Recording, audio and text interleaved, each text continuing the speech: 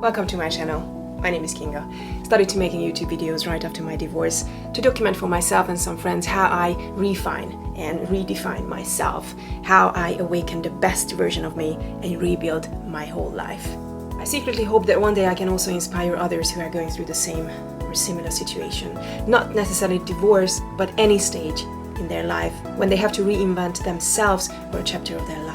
In this video, I'm going to share with you how I'm learning to cope with my fear, panic, and anxiety in the air, and what helped me most to keep calm. The reason why I chose to make a video about it now is because this last weekend I flew to Germany, so the memory is still fresh, and it was my first flight alone in the last 10 years. I used to fly with my then husband, but now it was time for me to face my fear alone. And I believe that this is also part of my reinventing myself journey.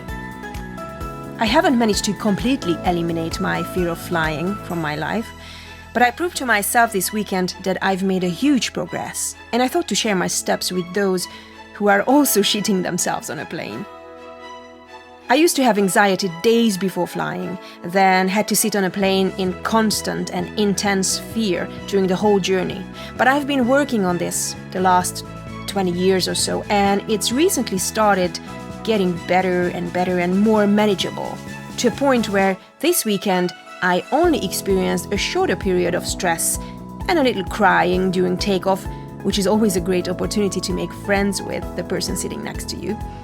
And that's it, no other symptoms, no upset stomach. I was totally calm leading up to the day of my journey. I was also sitting calmly on the plane while people were boarding, and I was also doing okay once we reached the cruising altitude. Now, this whole experience was very different to how I used to fly. In this video, I will break down all the steps I took, including the ones that everyone suggested but didn't help, and I promise to focus on the steps that were the most useful ones for me. You will not need 20 years like I did to figure out what works best. I can just share it with you in the next 10 minutes. Side note, I think the reason why most tips we hear don't work for us is because they normally come from people who don't go through what we go through. Flying doesn't affect them the way it affects us, and they just cannot grasp how we feel and how our mind and common sense stops working when we have to fly. If you're anything like me, then you hate it when people come with their statistics on how safe flying is, because you clearly don't believe it and you're convinced that we are not supposed to be up there. If we were meant to fly, we would have wings. I also don't care about the physics when it comes to explaining how that huge, heavy object with hundreds of people on board and their luggages can stay up in the air. I know I sound stupid for an almost 40 years old, but that is my fear talking. In this video, I want to tell you how I used to experience flying so that some of you can relate and understand where my journey started. What a huge progress I made. I will also like to walk you through the steps I took to make my anxiety more manageable, hoping that you could apply these tools to your own flying experience.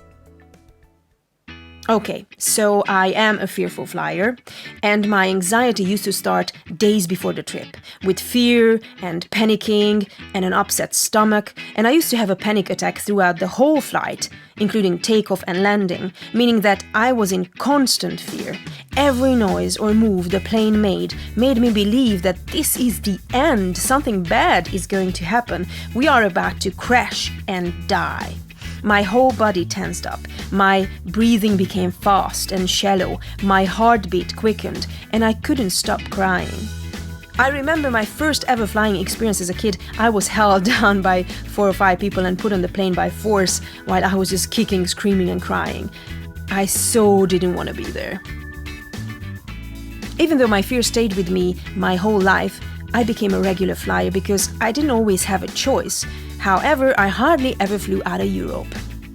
I also felt that I couldn't get over my fear by just flying more and more often, so I started to look for different ways to help me cope with my anxiety. People normally suggest alcohol and drugs, right? Well, alcohol wasn't an option for me because I'm not a drinker, and I wanted to have a clear consciousness, a clear head in case of an emergency. I tried Xanax before flights, which is a medication used to treat anxiety and panic disorders, but I knew it wasn't safe on a long run and it could cause addiction. It did help in the beginning to calm me down, but the more I used it, the less effective it became, and I had to increase my dosage, and that is when I experienced some serious side effects, such as loss of coordination and trouble walking. Now that really scared me, because I remember I got off the plane and I tripped over my own feet. I fell like 3 times in a row. It was embarrassing. So I stopped taking Xanax. I felt that my fear was so strong and coming from such a deep place that I couldn't just simply be convinced with some statistics and common sense about the safety of flying, so I looked for therapy. This is number 1 on my list, and this is something you should start ASAP because you will probably need more than 1 session.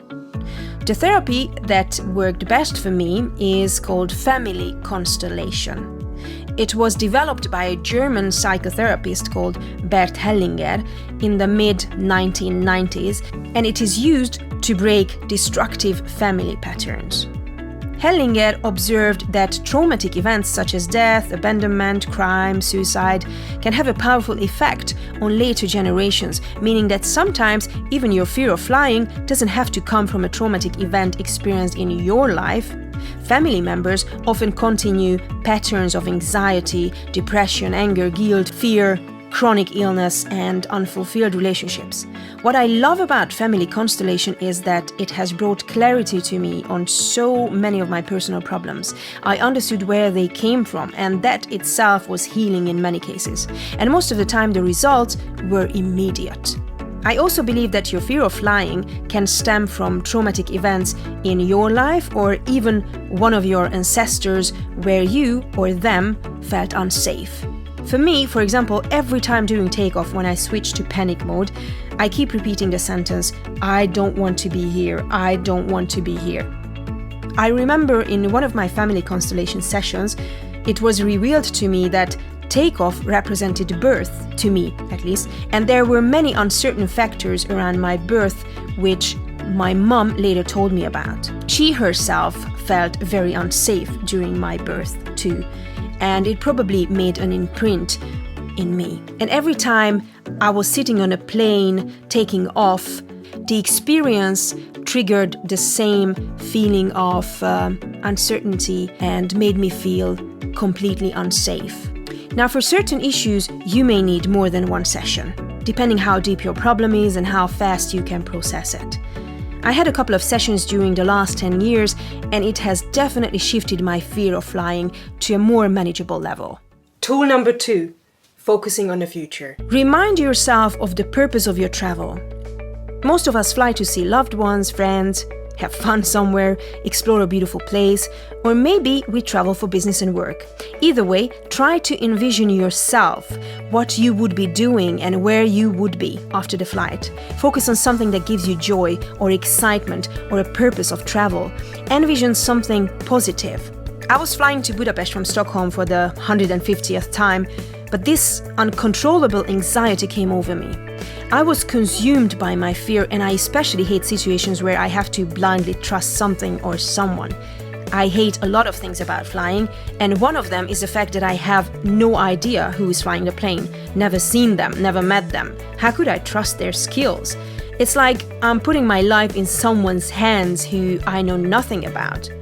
I know pilots are trained and tested, but come on, I simply hate giving over the control to someone I don't even see. So I went to speak to one of the flight attendants and asked if I could talk to the pilot. I know, it's crazy. I was already shaking with fear and I was in tears by then. I don't know why and how, but they actually let me into the cockpit to talk to the pilot. He was so kind and calm that it already had a good effect on me. I explained to him that I had to see him because I was so scared that we're gonna crash and die. I loved his reaction. He said in the calmest and most natural way, "That is impossible, dear. My family is waiting for me with a nice dinner. I have to be home tonight." Guys, it really worked. His calmness, his reasoning, and the vision of him with his family later that evening, it just really calmed me. And I decided to use this vision this last weekend when I flew to Germany, but I made it about me. I envisioned myself in Hamburg with the person I went to see, and I was focusing on a reason of my travel, and I kept this image in my head throughout the whole journey, making myself feel that I had an important reason to fly. I had things to do after my flight, and I saw myself arriving safely because I had to. Tool number 3, trust and protection. Now this is for my spiritual friends. Trust the universe. Trust that God or that higher intelligence or your source has better plans for you than dying in a plane crash. Pray if that is your thing. Envision you and your fellow passengers and the airplane being protected. Now, this is something I do every time I get into my car as well. I visualize that I am in this golden or shiny white bubble, and that my car gets a similar bubble around it too, which protects us from every possible collision or accident.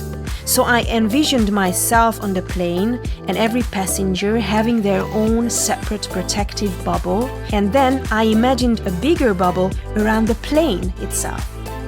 I did this before takeoff and reminded myself of this a couple of times during the trip too.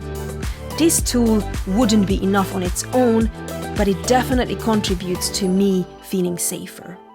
Tool number 4, turn off autopilot. Now, most of us operate on autopilot. Rather than paying conscious attention to the present moment and our feelings, we can fully immerse ourselves in stress and fear. The goal is to become more conscious and more in control of our emotions and reactions. Close your eyes and watch how your body reacts and feels in this stressful situation. Turn your attention to every physiological response in your body, like increased heart rate, pulse, sweating, whatever. Try to see yourself like if you were looking at yourself from the outside. Separate your thoughts from your body. Observe your feelings and reactions like if you or your thoughts were of a different person's. It will help you get out of this autopilot mode and be more conscious and mindful at the moment. Tool number 5, belly breathing. It goes hand in hand with becoming more mindful. In fact, the two applied together is actually like meditation. Now, deep breathing is one of the best ways to lower stress in the body. This is because when you breathe deeply, it sends a message to your brain to calm down and relax. And the brain then sends this message to your body, and your increased heart rate, fast breathing, and high blood pressure will decrease. Belly breathing is very easy to do and very relaxing, and this is how you do it. Put one hand on your belly, just below your ribs, and the other hand on your chest. Take a deep breath through your nose and let your belly push your hand out. Your chest shouldn't move. Breathe out through your mouth. Feel the hand on your belly go in and use it to push all the air out. Do this breathing 5 to 10 times. Tool number 6, the bumpy road analogy. This technique is especially useful during turbulence. I don't really feel safe in the air, but I do feel safe on the ground, traveling by bus or a car, and I realized that if I close my eyes while on a plane, the whole flying experience felt exactly the same like traveling on a bumpy road. So I started to imagine that I'm actually on a bus or in a car. To enhance the experience, I like to put my headphones on and listen to the same playlist I like to listen to while driving. This also helped me feel much more relaxed. Now, if you've come so far, I want to share with you a bonus step, the 7th step to overcoming your fear of flying. Which I haven't applied or used so far, but I believe it could be very powerful, so I will definitely give it a go before my next trip. I try to analyze what exactly scares me during flying, and apart from not being in control, being up in the air, being locked in a small space with hundreds of people with limited amount of oxygen, and not being able to open a window or get out when I want, I realized that not knowing about planes, not understanding what is going on around me, all the unknown noises, moves, feelings in my stomach definitely contribute to my fear. Knowledge is power, people. We are normally scared of the unknown, right? I also remember that my ex-husband used to whisper to me while I was panicking on the plane what exactly is happening. He was giving an explanation to every sound and move the plane made, so he made them all seem normal and not a sign of something bad happening. So what I think we should all do, who are scared of flying, is to either take a course or read up on flying and the operation of airplanes. I hope you will give my steps a try, either one of them, but ideally all of them, just to ensure that you will be unaffected and unbeatable by fear the next time you fly. I wish you a safe flight and a pleasant journey. If you want a more intimate content and daily communication, please go and join my Facebook group called Kinga Kramer and Friends.